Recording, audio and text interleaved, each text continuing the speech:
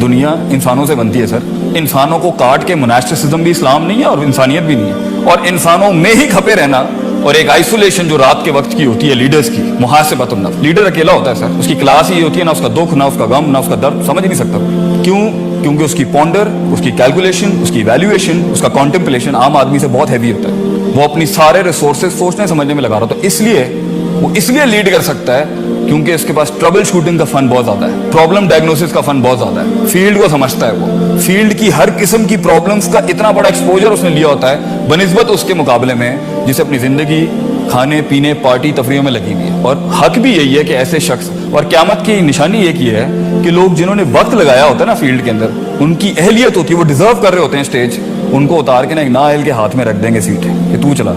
That's one of the worst thing with potential and professionalism that you can do, कि आप एक गैर अहल को उस जगह पे खड़ा करते हैं। सो इन शॉर्ट मैं अपनी बात को खत्म करता हूँ, काफी कॉन्सेप्ट्स खोले हैं मैंने, लेट्स रैप इट अप।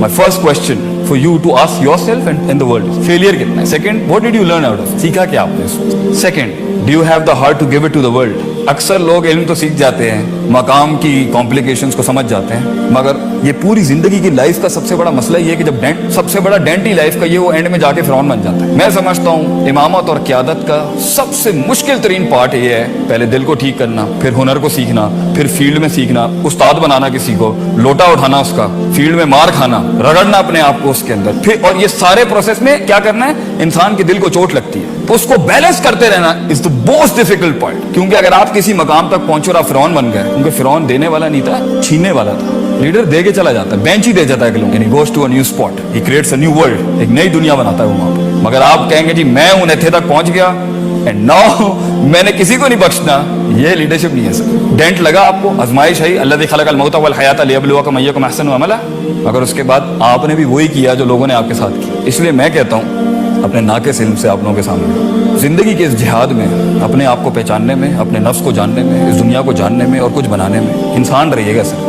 अक्सर लोग मकाम तो पा लेते मगर इंसान नहीं रहते, या हायर स्ट्रीम में एरोगेंस हाई हो जाती है, या लोअर स्ट्रीम में डिप्रेशन और बुज़दिली आ जाती है। इसलिए अगर आप डिसीजन नहीं ले पा रहे to lead something, work on these dynamics sir. आपका इल्म कमजोर है या आपका अमल कमजोर है, या आपकी टेक्निक, इसलिए कहते हैं talent of T, the T of talent. अगर ये टेक्निक के दरवाजे पे नहीं गया, टैलेंट हर किसी में होता है, मगर टेक्निक जो होती है ना, वो एक प्रोसेस है पूरा। उस्ताद के पास जाके अपने फन को निखार के, कॉन्टेम्पलेट करके, उसको एक्सरसाइज करके, अगर टेक्निक नहीं आई ना आपके टैलेंट के अंदर, और वो दूसरे दरवाजा जिसका नाम टेम्परामेंट है, सबर, रेजिलियंस, रोज गिरना, रोज सीखना, रोज नीचे लगना किसी के, रोज अपने नफ्स को मारना।